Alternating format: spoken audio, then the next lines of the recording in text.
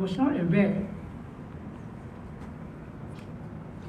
I was not aware of the upcoming exhibition entitled From the Stack Highlight of the National Library, currently displayed at the gallery, level 10, and as well as another exhibition called Early Chinese Newspaper in Singapore, 1881 to 1942, organized by the Seng Nanyang Memorial Hall, and held there until October this year. These events are not coincidental, rather it is a consensus among librarians and curators that there is a present need to promote awareness of our documentary heritage of early printing to the general public. My study will concentrate on the early printing in the Chinese language, not only because of my educational background, but also because the impact of such printing on Singapore is different from the other printing of other languages. I will start with a survey of what has been published during the 19th century, followed by a review of the study so far. Lastly, based on the facts finding above, I will then discuss the changing roles of Singapore as a place which enabled the early printing in Chinese language to take its shape, and the impact that the contribution of early printing in Chinese language to our multiracial and multicultural society and beyond. First, output of the early printing in Chinese language. Due to the limited time, I shall present the result of my survey rather than an in-depth analysis of detail. That will leave it to the second presentation.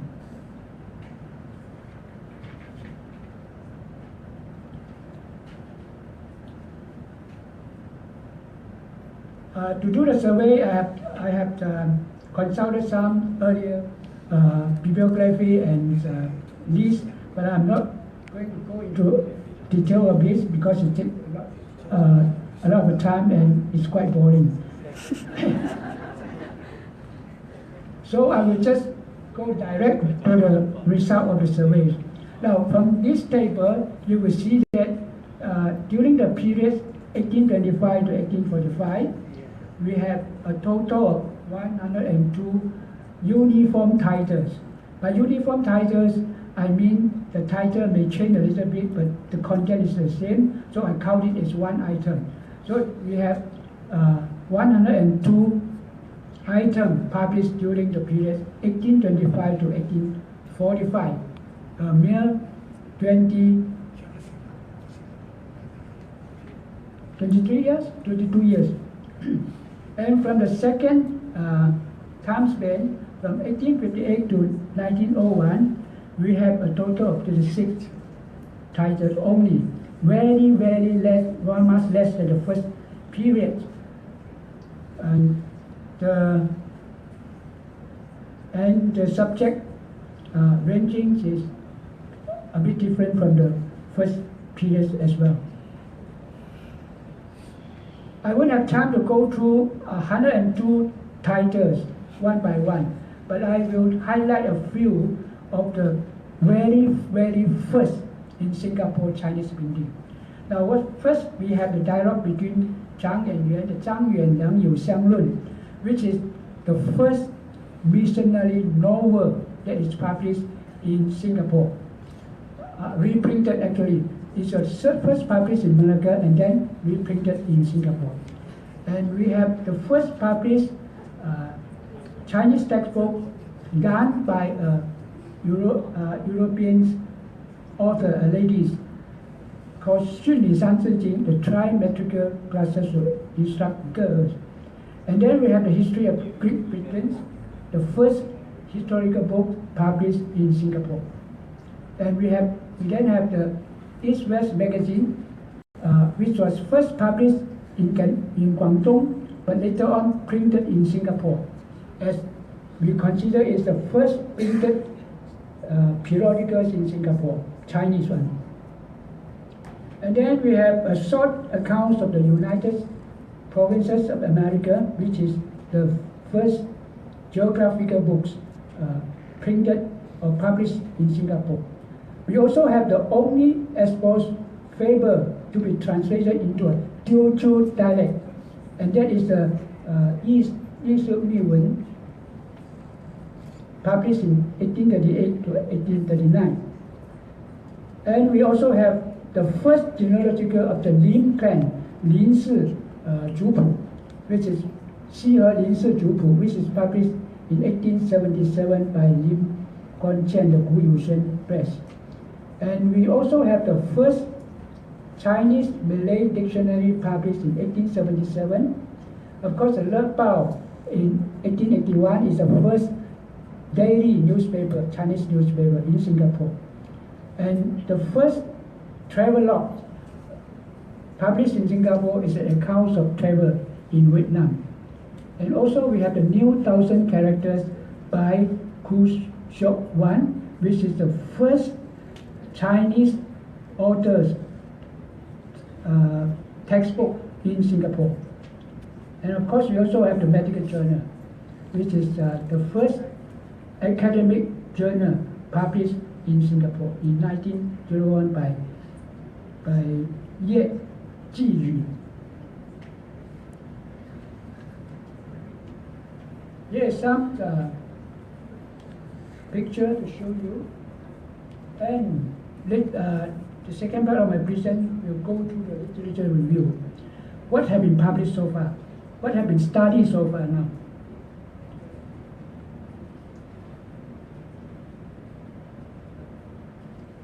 Okay, the early study for Singapore Chinese imprints was not done for the earlier period, but done for the second period, which is the early Chinese newspaper. And it was done by Chen Mong Hock as a MA thesis. Later, we will have He Su-min here. He Su-min is here to study Le Bao, but I didn't mention here because I have a long list. So I didn't mention her, but I see her here.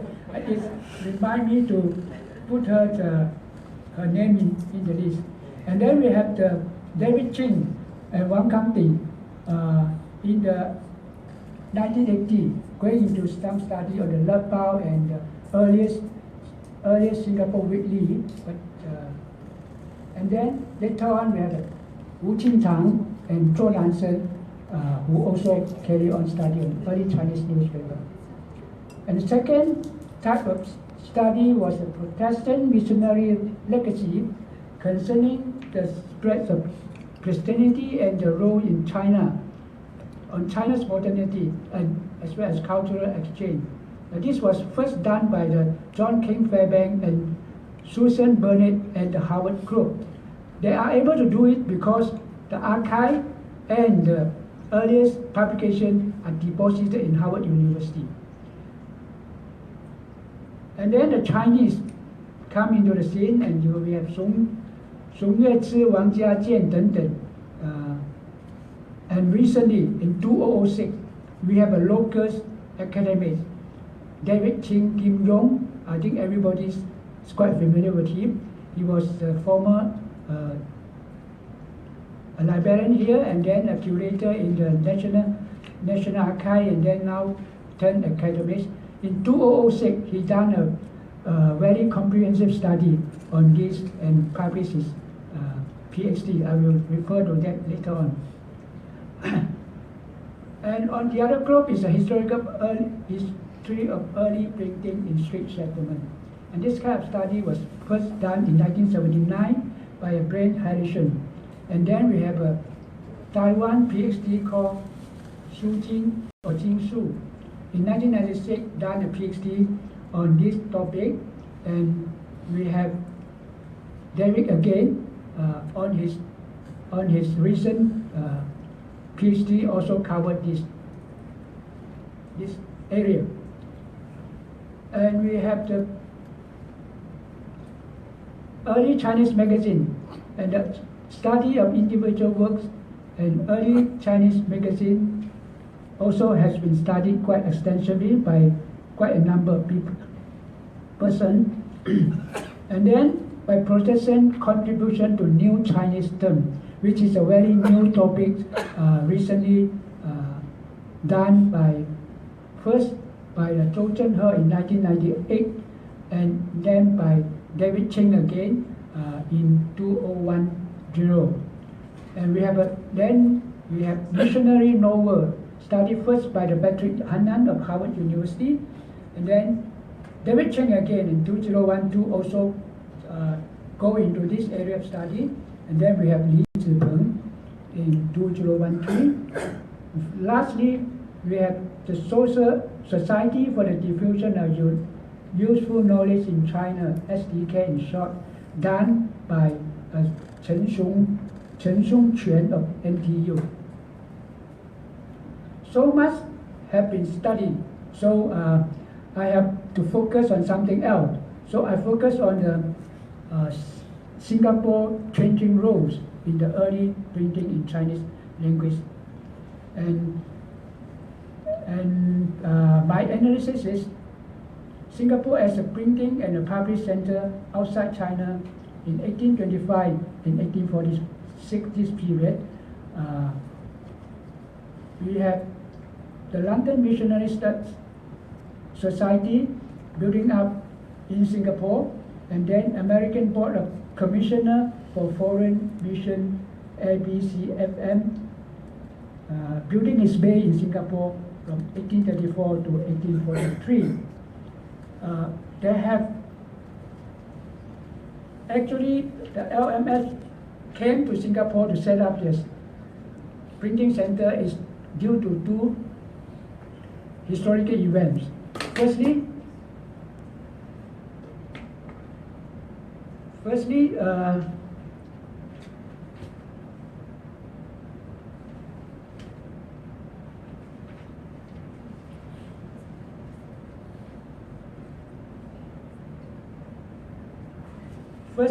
the anti-Christianity policy and ban of the foreign printing in China, reinforced by the Ching government during the early 19th century. Secondly, the founding of Singapore Island as a British colony in 1819. Failing to establish a mission enterprise among Chinese in Guangdong, southern part of China, Robert Morrison of the London Missionary Society turned his attention to Southeast Asia while biding his time for an open China. During the years between 1815 and 1819, 4 missions were established by LMS, the London Missionary Society, in Malacca, Penang, Batavia, and Singapore. After the death of Menin in 1822, LMS shifted part of its printing resources to Singapore and set up a printing press to print English and Malay documents, as well as doing bookbinding. And as Protestant Samuel Milton made an unauthorized acquisition trip to Calcutta on 8 December 1822 and returned with 3 printers and with 3 printing presses, which enabled the mission press to print in 5 languages. That is the English, Spanish, Malay, Arabic, and Chinese. That's the Chinese press come into the picture. For a few years, the press operating from Singapore Institute, with first Milton in charge and then Thompson. Publication from 1825 and 1826 were in printed institutional press or mission press. It began to print religious texts in the Chinese language in 1925. From then on, Singapore took over Malacca as LMS printing and publishing center in Southeast Asia.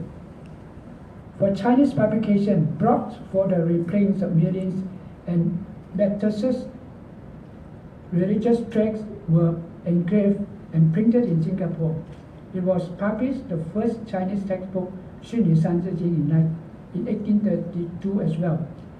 The American Board of Commissioner for Foreign Mission came to Singapore in 1834 with the aim of setting a new training ground for American missionaries ultimately bound for China, and a publishing center for Christian literature in Chinese, Bugis, and Malay was printed for dissemination throughout the islands of Southeast Asia as well as the mainland.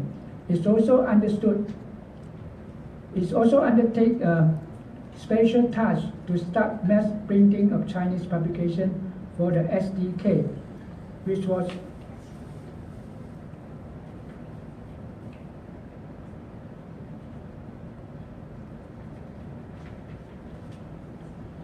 formed by some foreign Chian and Protestant pioneers based in Guangdong for their targeted audience.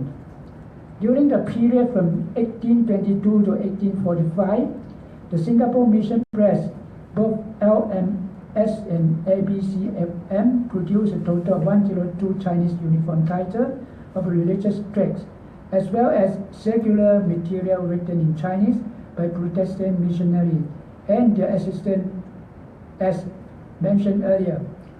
Total volume printed in Singapore estimated to be around 1 million, very much more than those printed in Malacca, Batavia, and Selangor in India during the same period of time. So Singapore is the center of Chinese printing outside China during that period of time.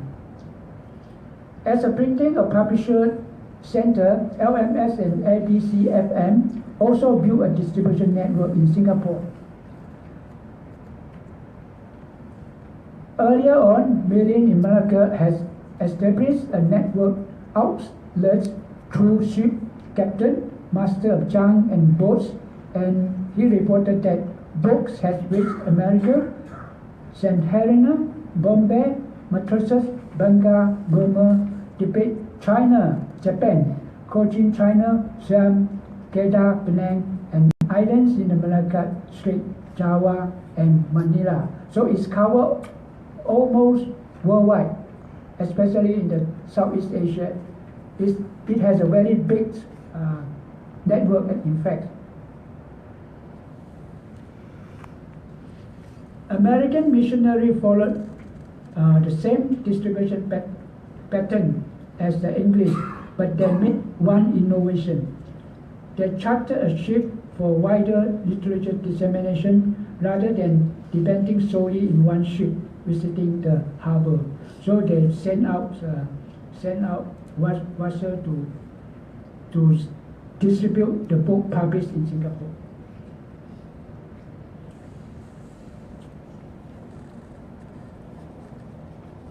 Now, the second rules that Singapore plays is as the backyard of an information war to China during the year 1834 to 1839. One of the impacts of early Singapore imprint in Chinese language to Chinese in mainland China and in Southeast Asia was the introduction of modern science and technology to them.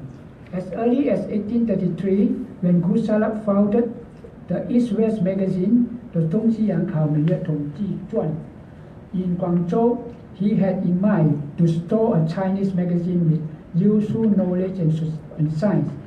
Years later, he advocated the establishment of a society for diffusion of useful knowledge in China and placed the Chinese magazine under its auspices. Subsequently, it was printed in Singapore, as were the other titles published by the society. Gu Salap defined useful knowledge broadly to include history, geography, economics, and subjects on which he did much of his writing. Active during the 5 years before the First Opium War, 1839 to 1842, the Society for Diffusion of Useful Knowledge in China, as pointed out by Chen Songquan of NTU, represented a third form of British engagement with the Chinese. Alongside the diplomatic attempt of 1793 and 1816, and the military conflict, that is the Opium War of 1839 to 1842. The society victory in information war to penetrate the information barrier that the Ching has set up to contain European trade and mission. Between 1834 and 1840, the STK has reprinted or published a total of 1 magazine, that is an East-West journal, and 6 Chinese books, including these foreign books printed or published in Singapore. The impact of these 6 books, these few books about us is not immediately. It was just after the Opium War, and after the Opium War,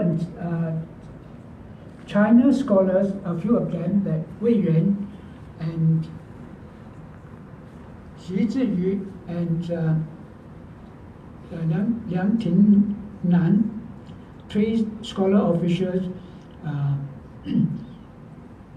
publication are greatly influenced by them.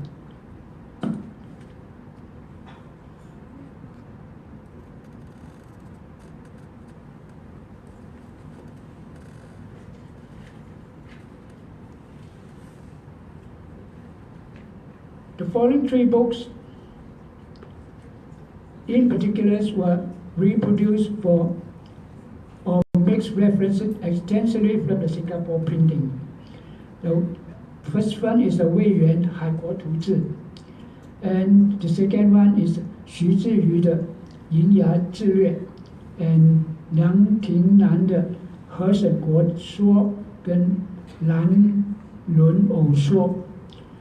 These books will later make great impacts on some Chinese minds who pushed for the modernization of China. So Singapore imprint did do a big contribution in modernizing in Singapore, the China. And then we can move on the next rule of Singapore. Singapore has a part to play in linguistic contribution to modern Chinese lexicology as well during the year 1807 to 1843. To express some Western idea in their translated work, pioneer missionaries had to coin new terms, which were later employed by the Chinese scholar. These new terms were the tool that allowed the intellectual to tap into minds of Western knowledge and widen their perspective of the world.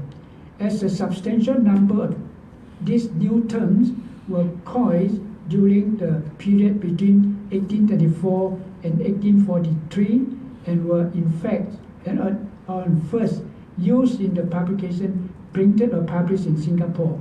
Thus, Singapore has a part to play in contributing to modern Chinese lexicology. At the below, there is a list of the examples compiled by Dr. David Ching in his recent research. And you can see there are a few words. I cannot quote all of them. There are more than 38 of them, I think. And so this is a few that is created and first used by the Singapore imprint, and later was widely used. Until now, they are still used by Chinese in mainland China as well as Chinese overseas. Next rules that Singapore to place is Singapore as a conducive land for multilingual presses and cultural communication. Now, when China opened up 5 more Chinese ports in addition to Guangzhou to foreign trade and proselytizing after the First Opium War ended in 1842, the Protestant missionary presses moved the base away from Singapore, leaving behind an infant printing industry which grew with the settlement. The American and British missionary moved to China in 1843 and 1846 respectively. After that, there is a gap of about 10 to 50 years and no printing of significance was printed in Singapore. Around 1861, a Chinese from the Chian by the name Lin Guangquan or Lin Hengnan came to Singapore. He soon saw the opportunity in printing, publishing, and learned the technique of Western printing from European presses, possibly from the lag-behind mission press. Lin may have established the first Chinese commercial printing company, Gu Yuxian, in early 1870, but the press' first two publications in Chinese was not published until 1877. You see the big gap from 1877 to 1846. There's no Chinese publication at all. But during that year, 1877, two publications in Chinese were published. That's the first is Tongyi Xinyu, books to learn actually the word is barbaric language. Yi is still a word used in Singapore during that time, although China has been banned to use the word Yi after the Opium War. But in Singapore, we are still using it at the first time. But later on, this book was very popular and they have reprinted, republished again. The author changed the name to Hua Yi Tong Yu and reprinted it again in 1888 and 1890. We have the book displayed in the exhibition. You can take a look of it. By this time, new Chinese immigration to the colony as well as residents increased significantly, and there were demands for learning the lingua franca. That's why the books of Hua Yi Tong Yu is very popular. And then we have another Chinese from both remigrated from Batavia, also put up another book called Tong Yu Jin Liang, which is also as popular. Besides printing the publishing Chinese material, the Chinese commercial press in the second half of 19th century also printed books and articles in English and Malay languages. The Gu Yuxian Press, for example, has in 1880 been consigned by the Street branch of Royal Aesthetic Society to print the Hikayat Abdullah, Malay books. And also, it was the Street Chinese magazine, part of it also printed by Gu Yuxian Press.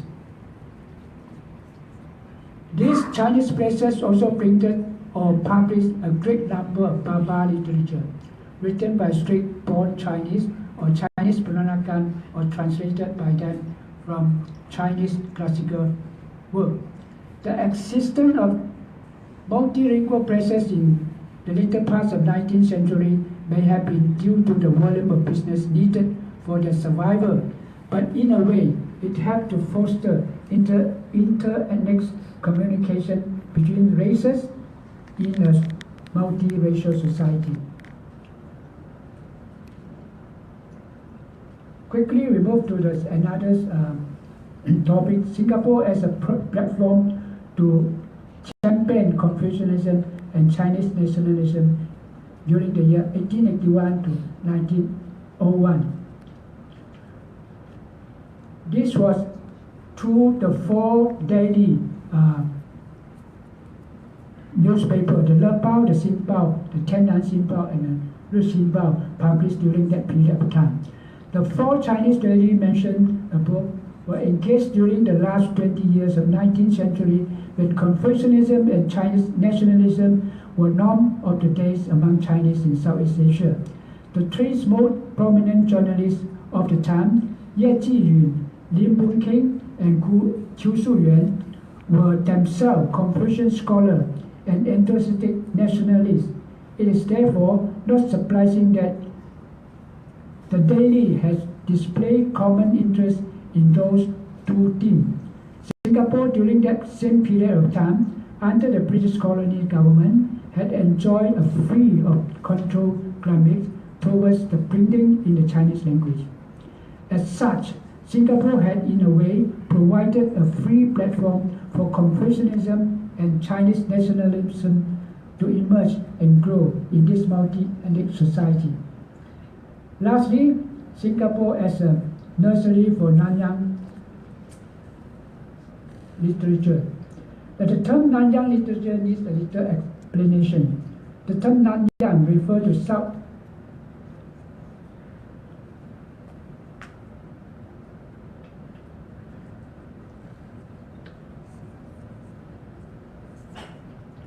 The term Nanyang refers to the South Sea region during the 19th century. This is a term most commonly used during that period of time among Chinese to refer to today's Southeast Asia. The term Nanyang literature